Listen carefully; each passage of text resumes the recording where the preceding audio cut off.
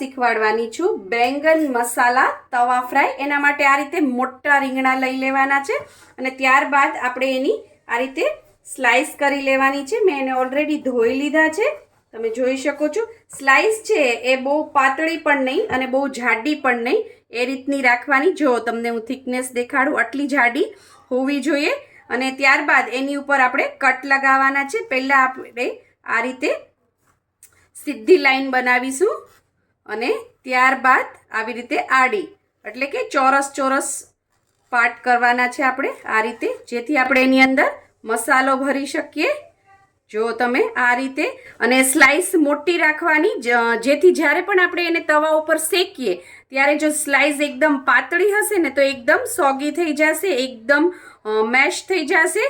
અને જાડી સ્લાઈસ હશે તો મસાલો આપણે આની અંદર સરસ ભરી શકશું અને શેકાઈને પણ એ સરસ કડક રહેશે, આપણે ખાઈ શકીએ અને ક્રિસ્પી થશે। અને જાડી સ્લાઈસ હશે તો તમારા કટ છે એ સરસ લાગશે। બહુ પાતળી સ્લાઈસ કરશો અને કટ લગાવવા જશો તો છે એ કટ થઈ જશે, એની અંદર તમે મસાલો નહીં ભરી શકો, ટુકડા થઈ જશે। એટલે થોડી જાડી સ્લાઈસ રાખવાની। મેં ઓલરેડી અહીંયા આ રીતે તૈયાર કરી લીધી છે, જો આ રીતે। અને રીંગણા છે એ બહુ બીવાળા ન હોવા જોઈએ।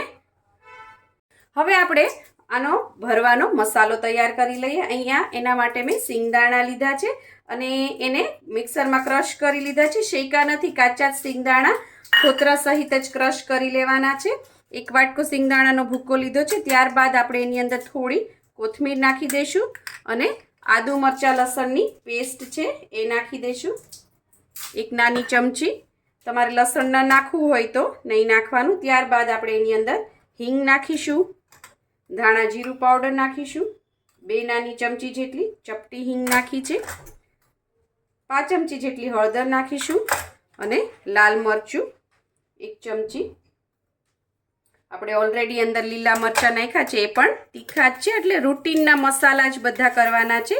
ત્યારબાદ એની અંદર આપણે થોડી સુગર નાખીશું, કારણ કે રીંગણા છે એ થોડા કડચા હોય છે, એટલે 1 ચમચી જેટલી સુગર નાખીશું અને 2 ચમચી જેટલો આપણે એની અંદર લીંબુનો રસ નાખીશું। ત્યારબાદ આપણે એની અંદર થોડું તેલ નાખીશું, 2-3 ચમચી જેટલું, જેથી આ બધો મસાલો છે એ સરસ મિક્સ થઈ જાય અને આપણે જ્યારે પણ આ સ્લાઈસમાં ભરીએ ત્યારે છે એ સરસ છે એ ચોંટે એના ઉપર। આ રીતે એનો મસાલો રેડી કરી લેવાનો છે। મીઠું નાખવાનું બાકી રહી ગયું છે, આપણે હવે એની અંદર મીઠું નાખી દઈએ, હું ભૂલી ગઈ હતી નાખતા। હવે ફરીથી આપણે બધું સરસ મિક્સ કરી લઈએ। હવે આપણે આ રીંગણાની જે સ્લાઈસ કરી હતી એમાં આવી રીતે કટ લગાવ્યા હતા, એની અંદર આપણે મસાલો ભરીશું। તો મસાલો ભરવા માટે આ સ્લાઈસને આ રીતે હાથમાં લઈને થોડી આ રીતે પોળી કરવાની, જેથી આ બધા કટ છે ખુલી જાય। ત્યારબાદ એની અંદર આ રીતે મસાલો ભરી દેવાનો છે, બહુ ઇઝીલી જશે એની અંદર। જો આ રીતે સેજ ખોલતું જવાનું અને ભરતું જવાનું, એટલે જ તે આપણે થોડી સ્લાઈસ છે મોટી રાખવાની કીધી હતી, જેથી કટ સરસ પડે અને આ રીતે ભરો ત્યારે તૂટી ના જાય આ રીતે।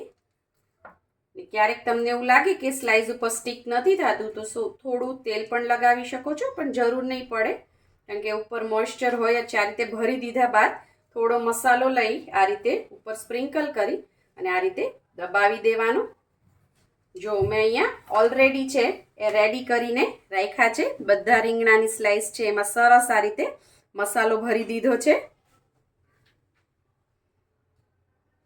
હવે અહીંયા ગેસ ઉપર મેં 2 પેન મૂકી દીધી છે, નોનસ્ટિક લીધી છે, તમે રેગ્યુલર પણ લઈ શકો છો। ગેસની આંચ છે એ સ્લો રાખવાની અને તેલ નાખી દીધું છે। તેલ છે એ સરસ રીતે નાખવાનું, જેથી આ સરસ ક્રિસ્પી થાય અને આ રીતે આપણે બધે સ્પ્રેડ કરી લેશું અને ત્યારબાદ આપણે જે આ સ્લાઈસ કરી છે એને મૂકી દેવાની। ગેસની ફ્લેમ સ્લો ટુ મીડિયમ એ રીતે કરતી જવાની। મેં અહીંયા 2 પેન લીધા છે, તમે જોઈ શકો છો। અહીંયા બાજુમાં પણ મેં ઓલરેડી મૂકી દીધું છે આ રીતે। આ બહુ જ ટેસ્ટી લાગે છે, અમારા ઘરમાં તો બધાની ફેવરિટ છે। મસાલો છે એ સરસ ભરવાનો અને ઉપર થોડો આ રીતે ચોંટાડવાનો, તો છે ટેસ્ટ બહુ સરસ આવશે એનો। આ રીતે આપણે સ્લાઇસ બધી ગોઠવી દઈશું. ઘણા લોકો છે આની ઉપર ઢાંકી દેતા હોય છે, પણ ઢાંકી દેવાથી એ એકદમ બફાઈ ગયા જેવું કૂક થાય છે, એટલે એકદમ ક્રિસ્પી તવા ફ્રાય જોતું હોય તો તમારે આ રીતે ખુલ્લું જ એને કૂક કરવાનું છે. અને આને કૂક થતાં બિલકુલ વાર નહીં લાગે, કારણ કે રીંગણા છે એ જલ્દી કૂક થઈ જતા હોય છે. તેમ છતાં તમને એવો સોફ્ટ ટેસ્ટ પસંદ હોય તો તમારે ઢાંકવું હોય તો ઢાંકી શકો છો. 5 થી 7 મિનિટ જેવું થઈ ગયું છે આને કૂક કરતા. મેં ધીમો ફાસ્ટ ગેસ કર્યો તો હવે આપણે ચેક કરી લઈએ. જો તમે જોઈ શકો છો કેવું સરસ આ રીતે શેકાઈ ગયું છે. અને સરસ શેકવાનું, નીચેનો ભાગ છે એ બાજુ સરસ શેકવાનો, કારણ કે આ ઉપર મસાલો છે એ બાજુ આપણે ઓછું ચોળવશું, કારણ કે મસાલો બળી ના જાય એટલા માટે. નીચેનો ભાગ છે સરસ ક્રિસ્પી થવો જોઈએ. જો હું અહીંયા તમને દેખાડું, બળ્યું નથી પણ આટલો સરસ ક્રિસ્પી થવો જોઈએ. ત્યારબાદ એને આપણે પલટી લેશું. જે પણ કૂક થઈ ગયા હોય એને આપણે પલટતા જશું આ રીતે. બિલકુલ ટાઈમ નહીં લાગે અને બહુ જ ટેસ્ટી સબ્જી તૈયાર થઈ જશે. જ્યારે પણ તમે પલટો ત્યારે પણ એની અંદર આપણે છે થોડું ઓઇલ નાખતું રહેવાનું છે. ઓઇલથી છે સરસ ક્રિસ્પી રેડી થશે. આમાં પણ એકદમ સુકાઈ ગયું છે તેલ બધું, તો આપણે નાખતા રહીશું. અને આ પણ તમને હું પલટીને દેખાડી દઉં. જો આ રીતે જો કેટલા સરસ લાગે છે. અને જ્યારે પણ એને પલટાવો એટલે કે મસાલાની સાઈડ છે એ નીચેની તરફ આવે ત્યારે ગેસ હંમેશા ધીમો રાખવાનો અને ધીમા તાપે આપણે એને કૂક કરીશું, જેથી મસાલા છે એ બધા બળી ના જાય. મેં જે શેકાઈ ગયા છે એને ટર્ન કરી લીધું છે. તમને પણ ટર્ન કરીને દેખાડી દઉં. આ રીતે જો તમારે કરવાનું છે. મસાલો છે એ બળવો ન જોઈએ, થોડોક છે એ પિંક અથવા તો થોડો ગોલ્ડન બ્રાઉન જેવો થવો જોઈએ. જો આ રીતે રેડી થઈ ગયા છે બધા પીસ. હવે આપણે છે કાઢી લઈએ. તમને નજીકથી દેખાડું. જુઓ તમે આ રીતનું રેડી થશે. નીચેની સાઈડ છે એને વધારે કૂક કરી લેવાની. આ રીતે બધા જ હું કાઢી લઉં. તો તૈયાર છે આપણા બેંગન તવા ફ્રાય. જો તમને મારી આ રેસીપી પસંદ આવી હોય તો લાઇક, શેર, કોમેન્ટ કરો. પ્લીઝ મારી ચેનલને સબસ્ક્રાઈબ કરો. અને હા, બેલ આઇકન દબાવવાનું ના ભૂલશો, જેથી આવી જ સરસ મજાની વાનગીઓ તમારા સુધી પહોંચતી રહે. Thank you. આવજો.